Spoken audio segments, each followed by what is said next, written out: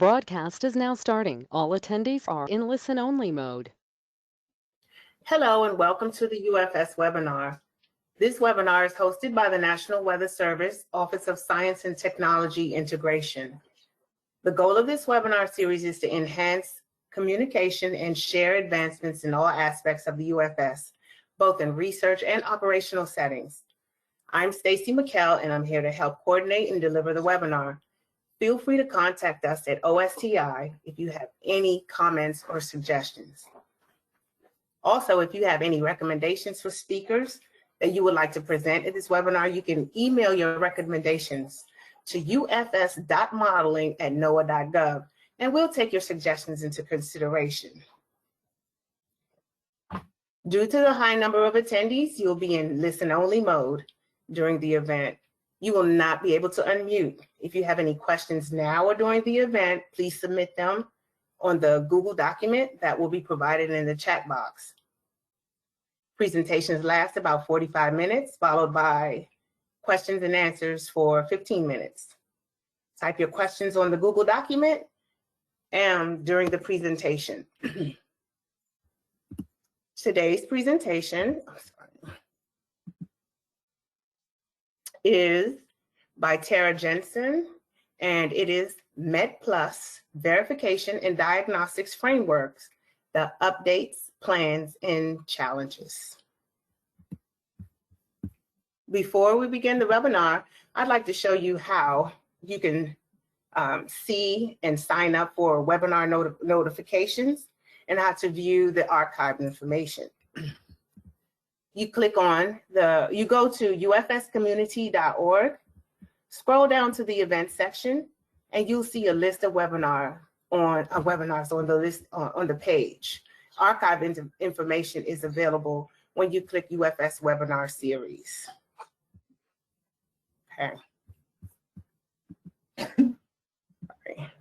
Okay.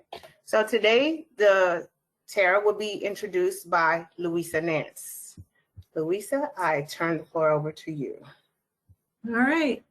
Welcome, everyone. And it's my privilege to introduce Tara Jensen, who's our speaker today. Tara received her bachelor's degree from the University of North Dakota in 1991, and then her master's degree of science from the Colorado State University in 1993. Over the years, Tara has contributed to a broad range of research topics. Just to mention a few: weather modification, renewable energy forecast systems, and forecast verification for phenomena or models on a range of temporal and spatial scales. So Tara is currently a project manager in NCAR's Research Applications Laboratory, where she wears many hats. She leads the METplus development and support team at NCAR, and also serves as the deputy director for the NCAR node of the Developmental Testbed Center. Tara is also co-chair of the UFS Verification and Validation cross-cutting team and a member of the UFS Steering Committee. And she is currently the chair of the AMS Committee on Probability and Statistics. So I will let Tara take it from here, and I can't wait to hear more about METplus, what's going on that front. Thank you, Louisa. Just confirming people can see my screen? Yes. Yes, we can see your screen. Okay. So as stated, I wanted to talk a little bit today about, what METplus is, what we've recently added in our most recent release, some plans for the future, and then also wanted to spend some time, just talking about some of the challenges that we've been seeing the past couple of years, just in an effort to communicate with the entire UFS community, what they can be doing to help with, the enhancements to METplus, but also make program managers and others aware of some of the challenges that we face. So I think our very large METplus team, right now we are, I think, on the order of about 28 members strong. Most people are only partially working on this, and then they draw from all of their knowledge base from the other projects that they're working on. But there's a really great team that's working on METplus, both at NCAR-RAL as well as NOAA GSL. So first off, what is METplus? At the core of METplus, when it was originally developed back in 2008, was the first release of the model evaluation tools, is a suite of statistical tools and diagnostic tools, as well as tools for reformatting, to be able to do quick look plotting, the core statistical and diagnostic computations, and then analysis tools. Most of this core functionality was developed in C++, and has been used throughout the years by thousands of users, both within the US and internationally. It also includes configuration files for sharing of settings and to demonstrate how to use the tools between different users and different organizations. It allows for the use of environment variables so that you can integrate with scripts, because each one of these tools is developed to be kind of Linux style. Each one has a fairly focused purpose. Then the intention is that you will write scripts around the tools in order to move the data through the package in order to compute your statistics or complete your verification needs. And then finally, recently, it's actually been in the past 3 or 4 years, we've added the ability to call Python scripts to extend the flexibility, which has allowed us to move away from having to support a lot of reformatting tools, because there are so many different observation types, especially, but also different gridded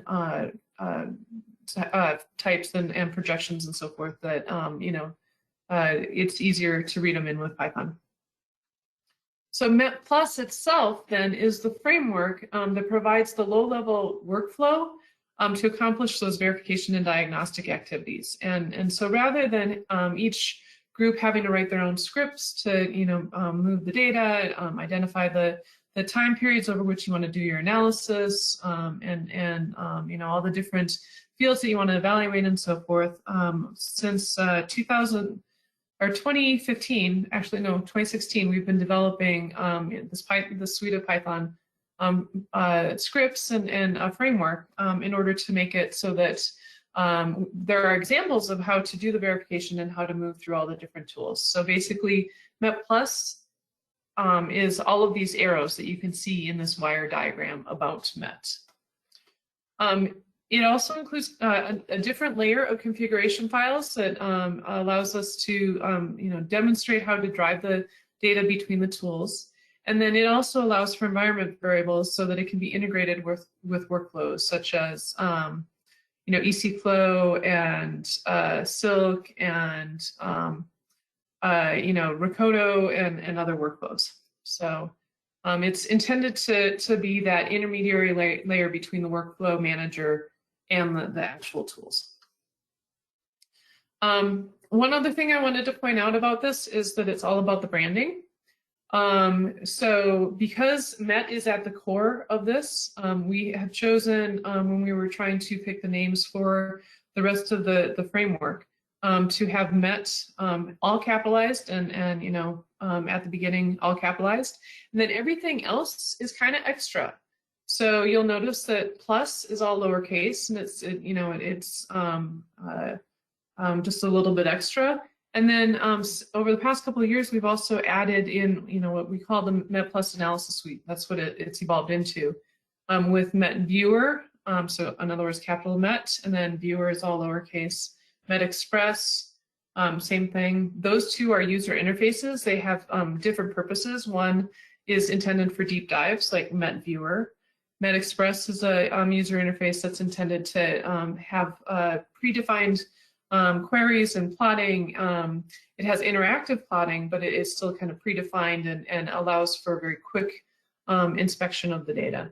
Underpinning MET Viewer and MET Express, so our 3 other core components There's MetDataDB, which we're actually going to be transitioning the name to something more similar to MetData.io in the future, because it's not only handling loading of data into databases, but it's also handling I/O for Python-based applications, such as the other two core components, METcalcPy and METplotPy.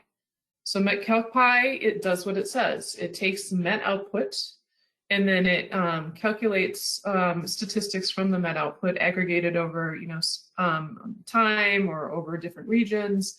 And then it serves those data up to METviewer and in the very near future, METexpress as well. And then METplotPy does basically what its name says. It says it does plotting of the output from METcalcPy and serves that up to METviewer. And then it also has plotting scripts to just be able to plot the Met output, both the ASCII output with the statistics in it, as well as the NetCDF output with the gridded fields that come out of many of the diagnostic tools. I do want to point out that we've seen a proliferation of different versions and flavors of METplus, and I'm trying to bring it all back into a focus. So my apologies for harping on this, but I think we're at a point where we need to start, trying to make sure that people are using the exact same branding, basically, in order to make it clear what we're referring to. So it's not, capital MET, capital P plus. It's not M lowercase et plus or any of these other versions. It's not MET/METplus. You can run MET by itself, but if you're using the full framework, then we prefer that you use METplus as the name of the tools that you're using. So hopefully that helps clarify that a little bit. So a lot of what has been driving the work that we've been doing over the past several years are what I kind of call the great expectations. While it's fantastic that the community is looking to METplus to provide a wide breadth and scope of verification and diagnostic tools, and we have had a great deal of support to do that. I also feel that there's times where those expectations weigh pretty heavily on the METplus development team's shoulders, in the fact that it feels like we work really hard to try and accomplish the goals that have been set forth for us. And sometimes we come up short, and sometimes people feel that we haven't done what they would like us to do. And so these great expectations are very lofty goals, and we're doing everything we can. But I also want to have the community be aware of the fact that we're doing the best we can. And I will in future slides kind of give you a sense of why sometimes we're not moving as quickly as you may think we should be able to, and things maybe are not as flexible or as user-friendly as you think they should be.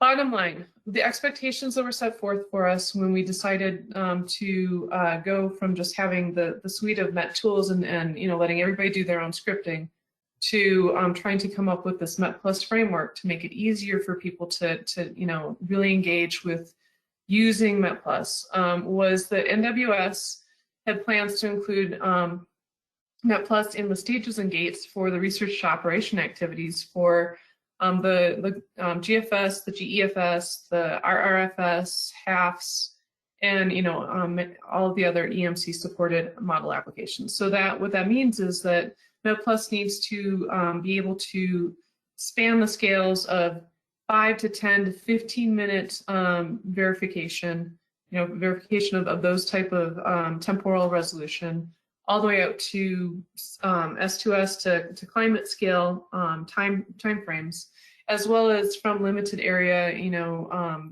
verification to global. And we've actually recently also reached into trying to work with, other applications such as, those that are being developed at the Space Weather Prediction Center. So, there's a whole host of capability that we're trying to pull into this one package and try and make it as cohesive as possible and as flexible across temporal and spatial and actually geospatial scales. To achieve this goal of trying to be able to have METplus be at the gates of all of these R2O stages, the DTC and the UFS conducted a metrics workshop in February 2021 to identify community vetted metrics for use at those gates. And what this resulted in, and here's just a subset of the metrics that were identified. If you want to see the full list, you can check out the DTC website and go to events and to past workshops and look for the metrics workshop website. And there's a list of all the final metrics that were identified. But for short range weather applications such as RUFUS or the high resolution rapid refresh, or RRFS, I should say, rather than RUFUS, there were approximately 32 metrics that were identified. We still have about 6 to 10 to add. My analysis looks like it's about 6, but in talking to some of the folks in the short range weather app working group, it appears that I may have missed a few. So that's why I'm saying 6 to 10. For medium range weather, so in other words for GFS, there were identified about 36 metrics, and we have pretty much all of the metrics ready to go. It's just a matter of adding some of the other observation sources so that land and marine and cryo type fields can be evaluated as well. Similarly for S2S, there were 27 metrics identified. There's at least 3 diagnostics that we still need to add, and then those same land, marine, cryo obs will satisfy a lot of the needs for S2S. Similar for seasonal, it's 29 with about 8 different diagnostics that need to be added into METplus, and then the marine and cryo and land observations. And then for air quality, atmosphere composition, there's actually only 4 metrics, and those 4 metrics each have different observation sources, and of that, there's 3 of those observation sources that we still are working on trying to add in. So there's still a lot of work to be done, and we're doing everything we can. We're piecing together projects and funding to be able to address these needs as best we can. So here's a kind of a sample of our funding portfolio in a way that has provided recent contributions to METplus over the past year or two. So through the DTC, we are working directly with the Air Force, with NCAR, and they are providing some base funds to the DTC for us to develop METplus. For community needs and for needs for NCAR, for example, for the SEMA Unified Modeling Project, basically. For DTC NOAA, we're working with not only base funds, but also, we have had a line of funding from the UFS R2O project trying to help accelerate the addition of the metrics into METplus. We are working directly with the Naval Research Lab on enhancing METplus for their use. They're starting to use it not only in their model development, but also looking at bringing it into their operations. I should also say that the Air Force is using it in their operations, and NOAA EMC is using it in their operations. We also have routinely, collaborated and also written direct proposals to JTTI and OSTI and CPO no-full calls, and have been successful in obtaining funding from those to work on very targeted development, things like working with EMC and OPC on trying to do more marine and cryo evaluation, working with CPC on trying to do more S2S evaluation, working on WPC Weather Prediction Center on evaluation related to their responsibilities with precipitation. Space Weather Prediction Center, we have a direct line of collaboration with them. It's a smaller collaboration, but it's very effective. It's allowed us to integrate METplus into their daily use as well. And then internationally right now, we have a very useful and beneficial collaboration with the Met Office. They've not only been contributing back code to METplus, but they've also been serving as an excellent resource for adding in capability that I think has been in the past very desirable within the U.S. for their evaluation capability as well.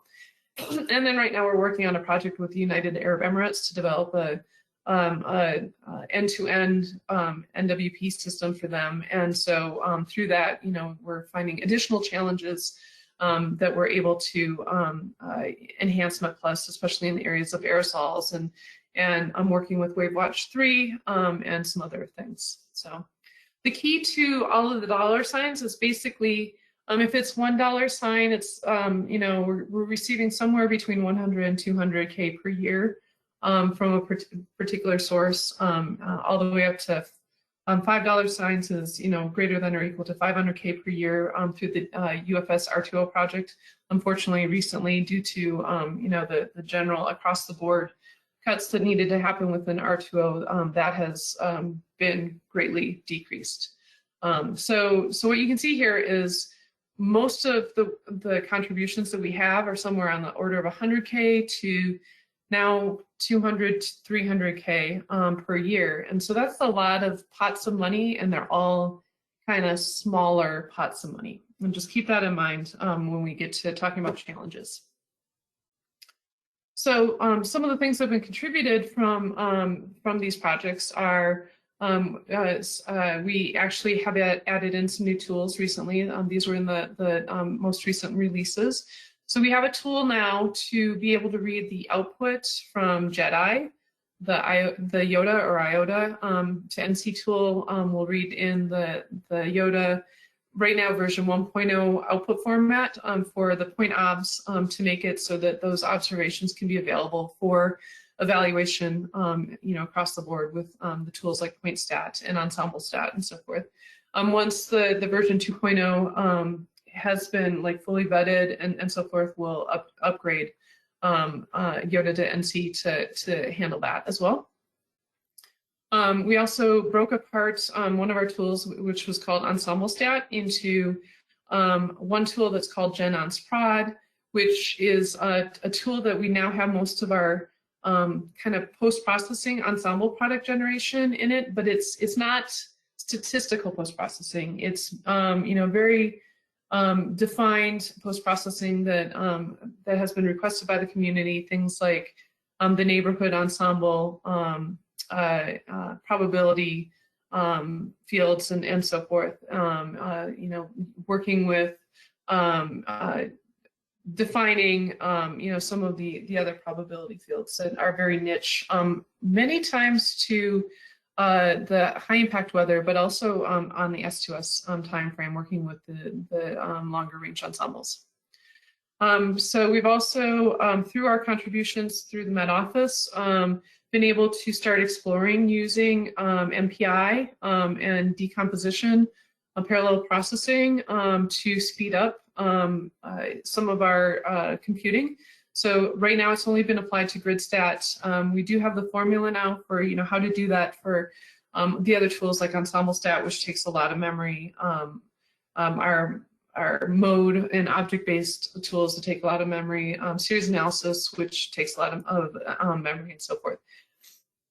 Part of the issue right now is that the Met Office was going to be contributing the software engineering to do the rest of that upgrade, but unfortunately they have had staffing changes, and so now we're trying to figure out who's going to bring those optimizations throughout the rest of the tools.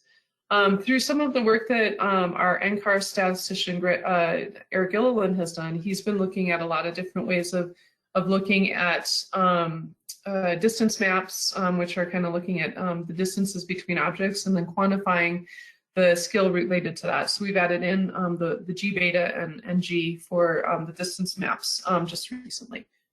So that's bringing in some highly theoretical research into METplus on the cutting edge. We've added in a lot of capability to the METTC tools recently, including looking at TC genesis and being able to not only quantify, when genesis events were correctly identified and not identified, and then compute categorical statistics, to also look at that on the S2S timescales to be able to identify whether the models are getting TC genesis kind of in the right areas and so forth.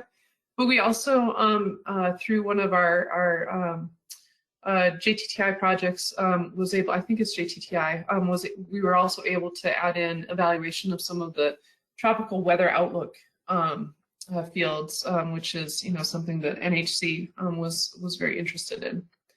I already mentioned ensembles, but we also added in the HIRA method, which is a high resolution analysis, which is another neighborhood method, but looking at point observations and looking in the neighborhood of those point observations. So we've added in that for ensembles, which was once again through collaboration with the Met Office, as well as the computation of several of the CRPS and climatologically based computations to ensemble stat.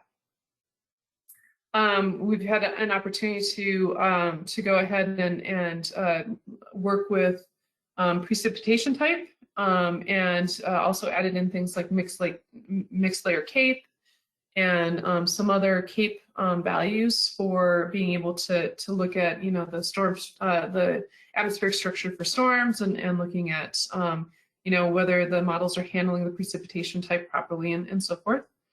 And then we've also overhauled our point, some of our quick look point plotting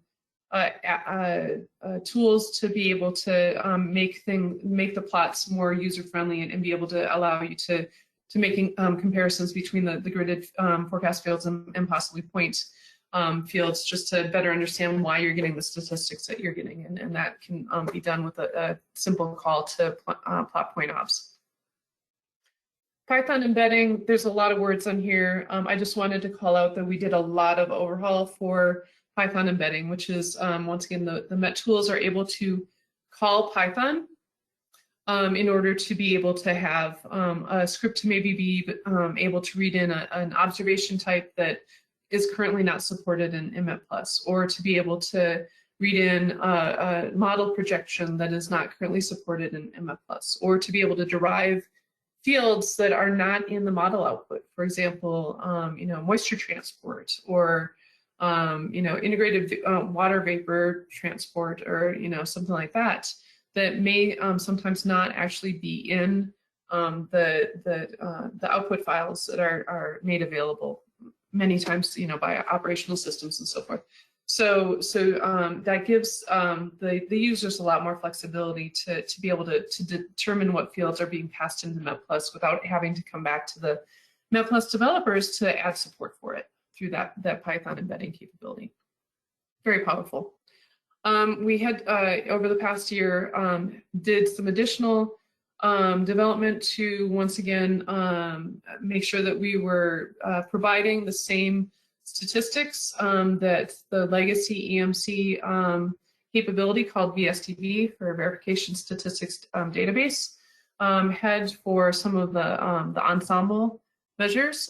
So we got that all shored up, and then added in the Herzbach CRPS, and now we're working on things like bar skill score and height key skill score, and making sure that what we have in our tool set is something that that CPC uses on a routine basis as well. So trying to make sure that we satisfy the needs of all the different centers, which can be different.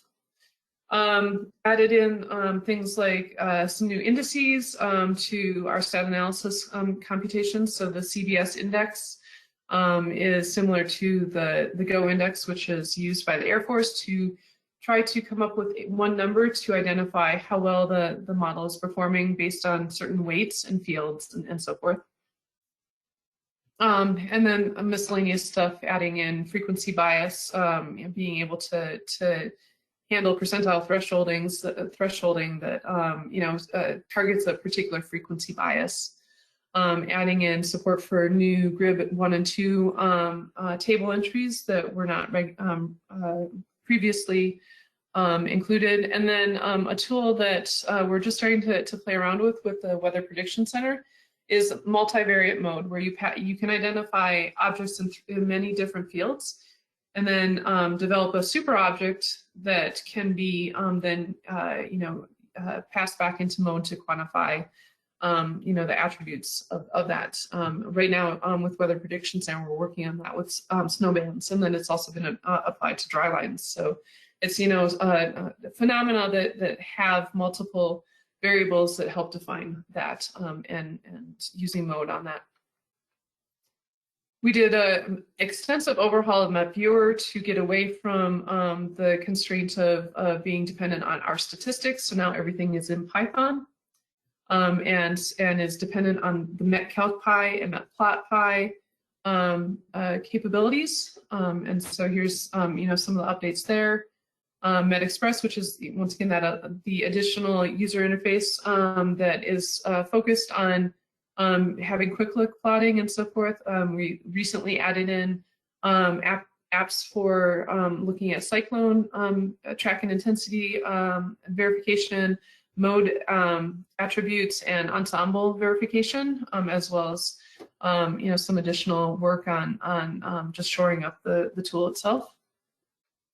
For S2S enhancements, I know that there's a lot of focus and interest in that, especially with moving towards the GEFS and trying to get that ready for S2S.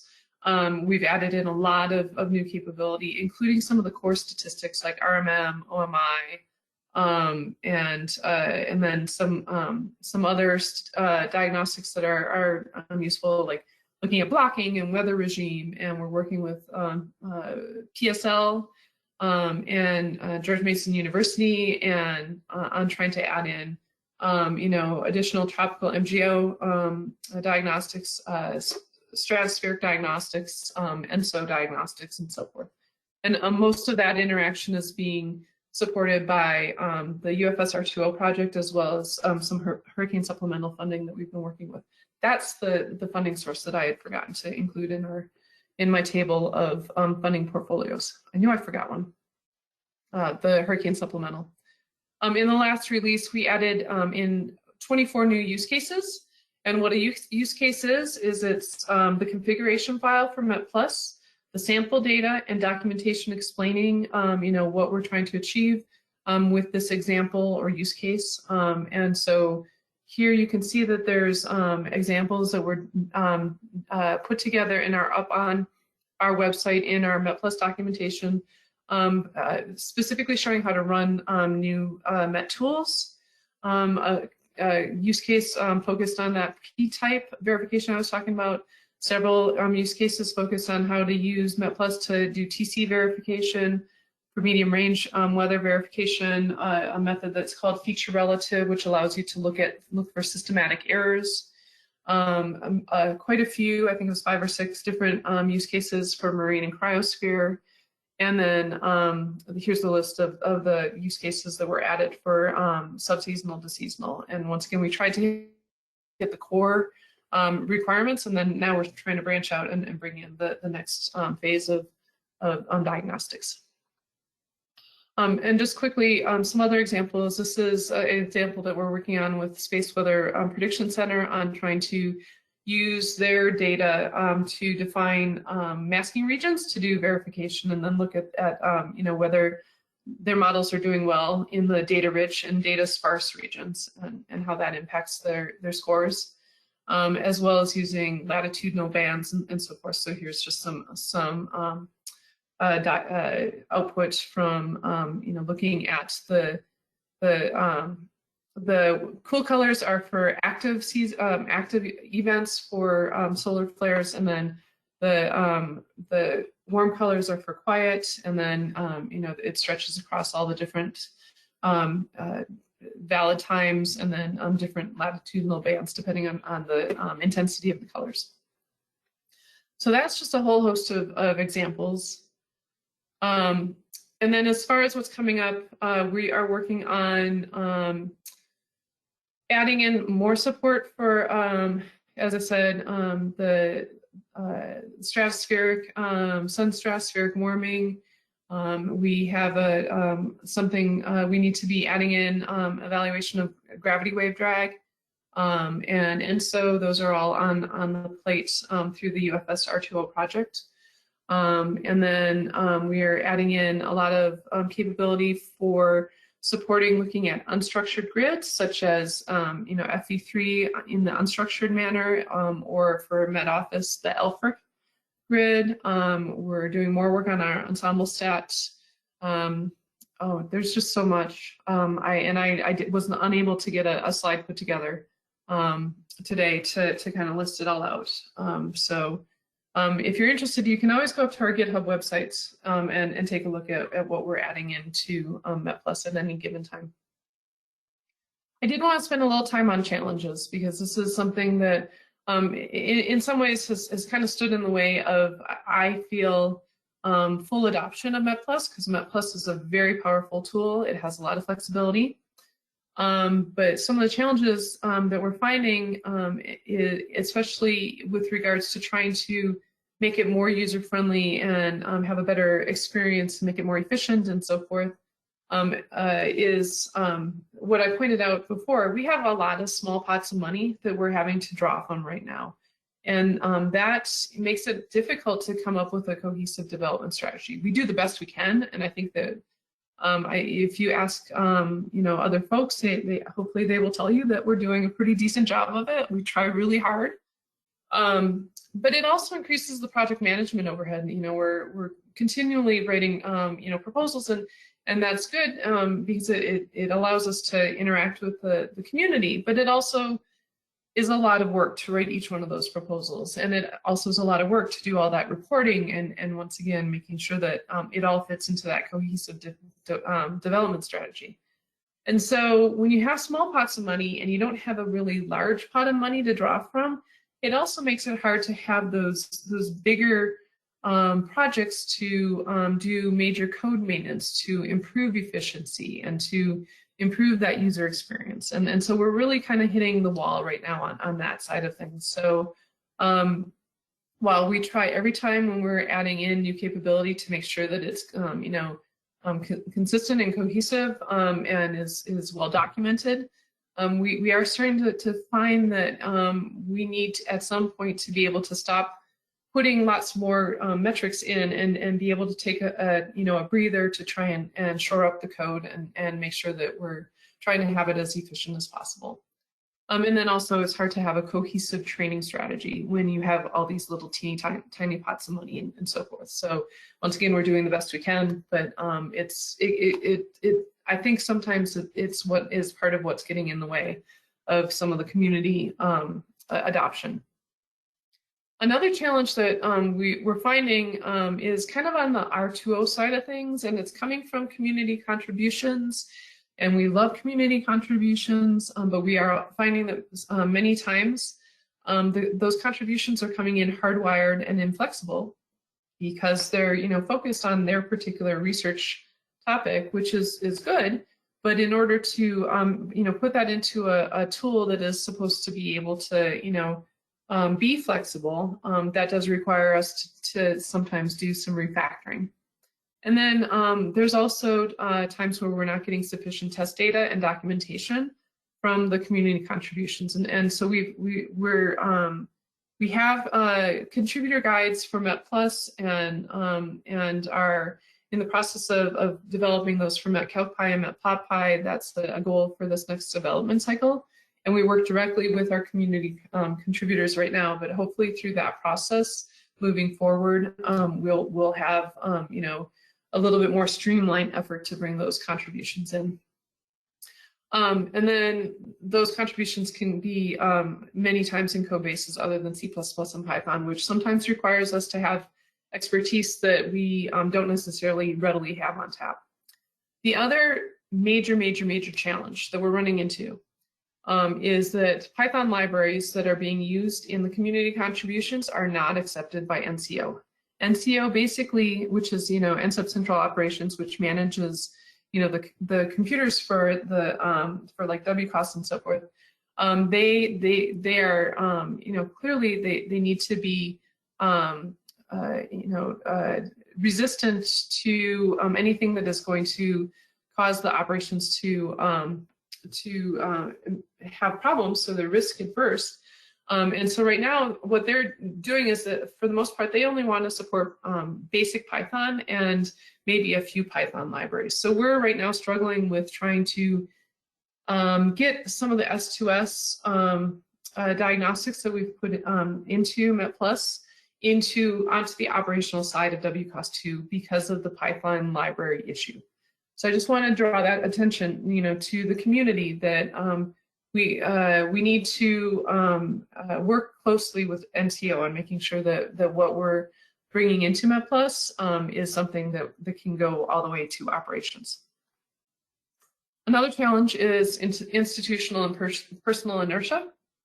I know that I like to use the tools that I'm used to using, and when I have to learn a new one, it's challenging, and developers are busy, and they like to use the tools that they are used to. So I get that. There's definitely a claim that there's a steep learning curve, and we're doing what we can to try and mitigate that. And there's a lot that wish that METplus was all in Python. And I think my previous discussion about this challenge with NCO and Python probably helps understand that helps people understand why we haven't completely converted over to Python. Besides the fact that we would need a lot more, we would need a very solid funding source to be able to take a lot of C++ code that's been developed over 13, 14 years and convert it to Python. Additionally, centers, they need to do their baselining to make sure configurations match and that they can explain differences. And so that takes time and that takes resources. And so those challenges are the inertia that continues to, kind of get in the way. But what we've seen is, and I just was recently talking to someone at one of the operational centers where they were saying that, a lot of their staff was, they're not quite ready to take the plunge and get into METplus, but once they do it, and once they take that plunge, they find that it's really easy to get going once they get started and to add in new capability. So once again, I guess I just like to encourage people to just take the plunge. We have done a lot of work to try and decrease the learning curve, including we recently hosted a 20-hour session on the framework, for basics, how-tos, and so forth. And that's available up on the web. I'll have that just in a minute. And we also recognize that there's more to be done. We'd like to do that. We already mentioned that Python libraries are not accepted by NCO, and that makes packages like MDTF, which is focused on S2S diagnostics, and Monet less likely to make it into operations. So just know that while those packages have a lot of really great things, and we actually have proposals out there to make a connection to MDTF with METplus, that we're waiting to find out if that's funded, and we are actually actively working on making a connection between Monet and METplus through Sarah Liu JPSS project and some EarthCube projects with the folks here at NCAR and so forth. So we are actively working on that. It's going to be difficult to get that full capability into operations. So we need to make plans otherwise. And then finally, as far as centers go, EMC, the VPPPG, I missed a P there, Air Force NRL Met Office, India's Medium Range Weather Forecast Center, and others have been able to make that hurdle. So I think we're getting there. So here's some training and resources, and I just wanted to point out that the training series that we just put on this website is going to be available, for at least the next couple of years until we have another basic training series. And each one of the, on the website, each session has the presentations linked in, a link to the recording of the presentation, as well as the chats and so forth.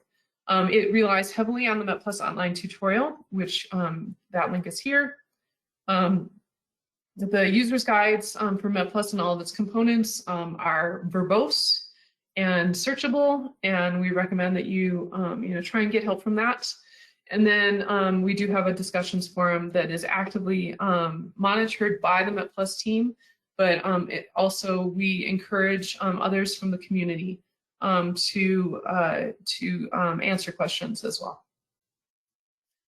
And finally, installations that are available to the UFS community. If you go to the METplus page on DTC website and click on downloads, you'll get this screen with the green indicates these are the recommended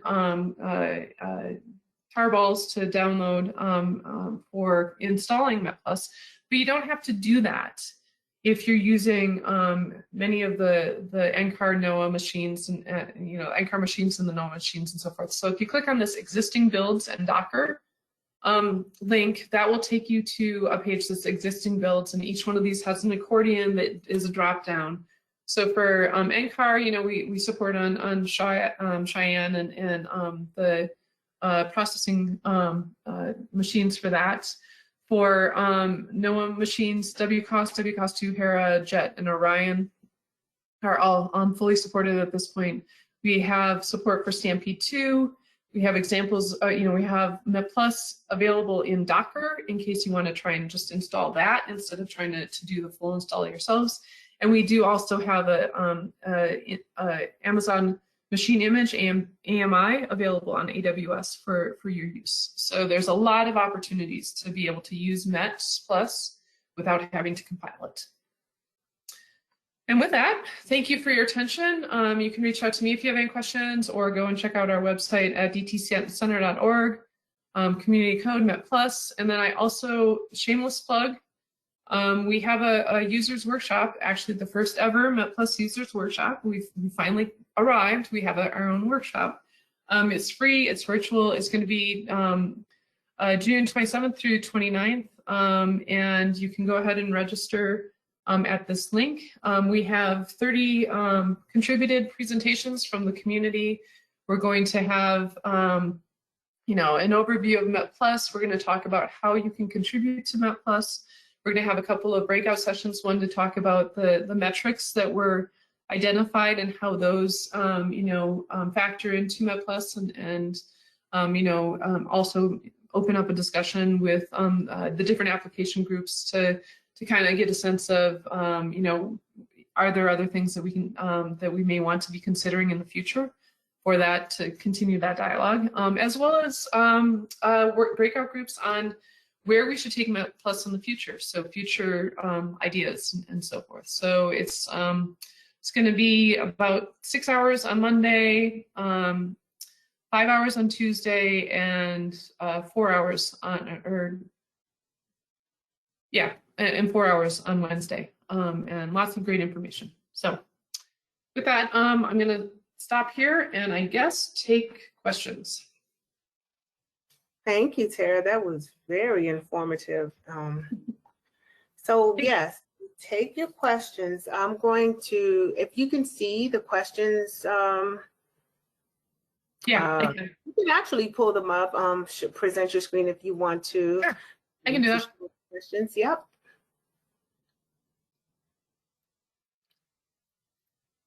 Okay, so the first question is, do we have a collaboration with JCSDA with regards to adding JEDI Diagnostics to METplus? And in light of what I just said, I'm actually going to go ahead and correct. Sorry, but I'm becoming very fixated on trying to put our branding under control here. And in general, what is your vision for enhancing DA diagnostics with METplus? That's a really great question. Unfortunately, we do not have an open collaboration with JCSDA right now with regards to JEDI diagnostics. We've had conversations in the past that we should do that. It seems like we're two ships passing in the night. JEDI is very focused on what they're working on. We've reached out to them several times and just really haven't been able to find a time to sit down and talk through what that looks like. It also doesn't really fit into our funding portfolio at this time. However, with our collaboration with the Naval Research Lab, they are hoping that they can help bring to bear their expertise in JEDI and help us start working on developing that connection. But once again, we started an initial collaboration, and then there was I think they wound up having having to focus their funding in a different direction, and then hopefully this year we'll be able to get reinvigorated with NRL as well. So hopefully that answers that question. We'd love to enhance DA diagnostics. We've added in a few, but it's just, we need to have the ability to focus on it, and right now our focus is just not there. It's on these metrics from the metrics workshop and trying to address all the needs of all the other projects that are currently funded. So, okay.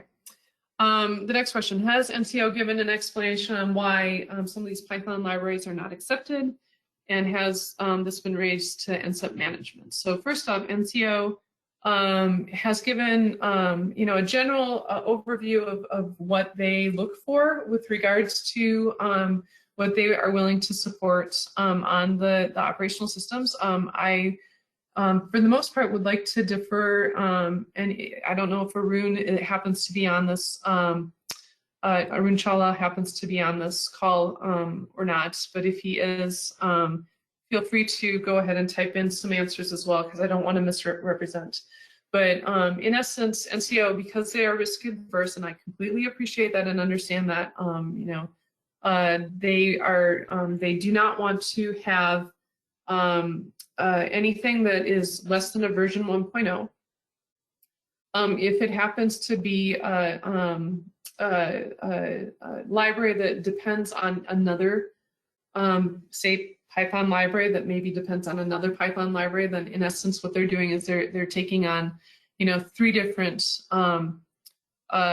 libraries that they have to support, and so they're very concerned about cascading dependencies. An example of that is XESMF, which depends on ESMF, actually ESMPy, which depends on ESMF, and so they're very conscientious about trying to make sure that they're not getting themselves into a situation where they don't know who's going to support the package in the end. And so, and then beyond that, we've had some conversations with them with regards to some of the S2S stuff that we're running into, but to be honest, they've been very, very busy working on trying to get the WCOS2 acceptance in place and the transition over to WCOS2. Has this been raised to NCEP management? I don't know that I can speak to that. I have taken it up as far as I can without, probably overstepping my bounds, which is, up to some of the EMC folks. It says that it looks like Brian is saying that they're trying to continue this conversation. Thank you for that input, Brian. I appreciate that. And so, I think it's a continual dialogue, and I think that we're happy to continue that, as well as other applications that are trying to also use Python on WCOS2. So hopefully that answers that question. Okay, so is there an interface with METPy? The answer is yes. It's basically through Python embedding. And it right now the only use case or example of doing that is in the feature relative use cases. So let me quickly go here. Documentation. I want METplus documentation, user's guide,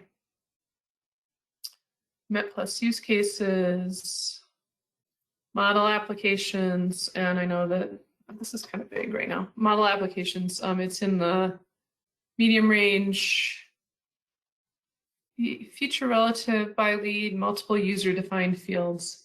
I think this is the one that has an example of calling METPy through Python embedding to compute integrated vapor transport and potential vorticity. and I guess such saturation equivalent potential temperature, and then passing those fields into MET for use with the feature relative use case. Is it redundant with lots of the METplot capability? Not so much. In fact, METPy, I think we have a dependency in some aspects of METplotPy on METPy, because METPy already has a lot of the plotting capability that we need. And then we also use matplotlib for a lot of our plotting. So, okay, we have 5 minutes left. Any other questions? Or have I totally inundated you with so much information that you just don't even know what to ask? I'm known to do that. It was a lot of information, but useful information. Very, very interesting information. So I do see that we have another question coming in. Yep.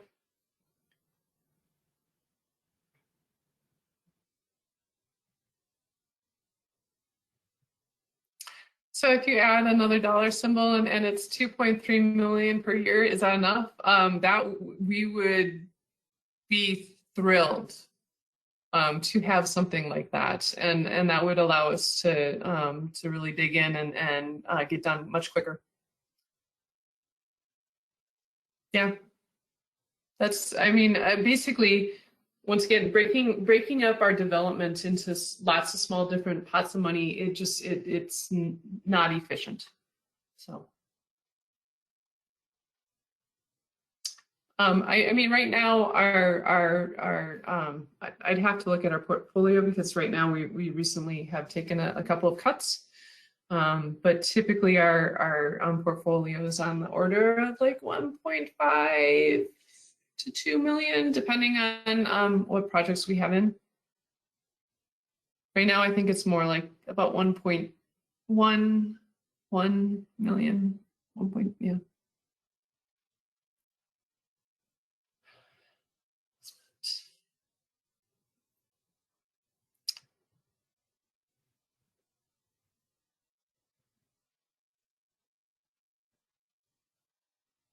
Nice autocorrect on in the moment. So are we planning to integrate summary assessment stats in METplus? Unfortunately, I'm not quite sure what you mean by that, but if you mean things like synthesis tools like scorecards and okay.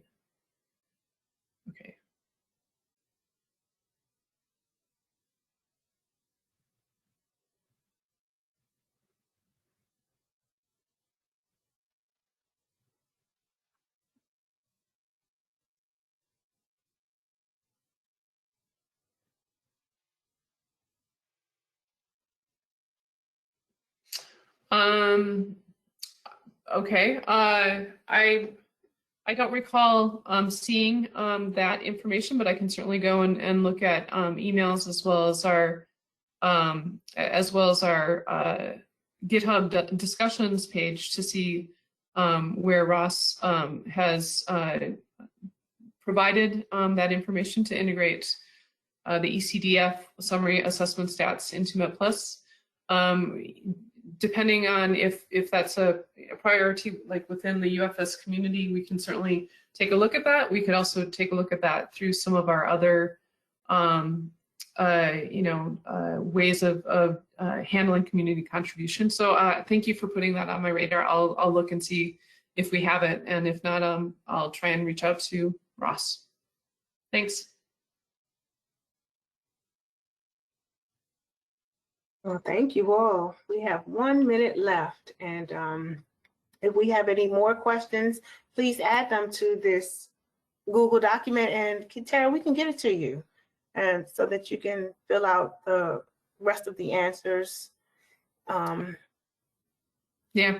Actually, if I could really just quickly go back to the previous question, I finally understand the question is, if you add the dollar symbols up, it's 2.3 million. Is that enough? The answer is 2.3 million per year. Once again, we don't have a portfolio of 2.3 million a year, but 2.3 million would definitely be helpful. We probably could start making some decent inroads. Is it enough? Yeah, everybody wants more money. So anyway, thank you. All right, thank you so much. Thank you, everybody. We really appreciate this information. We're at the end of the hour, and Tara, we all appreciate your presentation. Thank you so much, and see you again next month. I just want to let everybody know, if you have any presenters that you would like to present at this webinar, please email ufs.modeling@noaa.gov and give us your recommendations. Thanks so much, everybody. Have a wonderful day.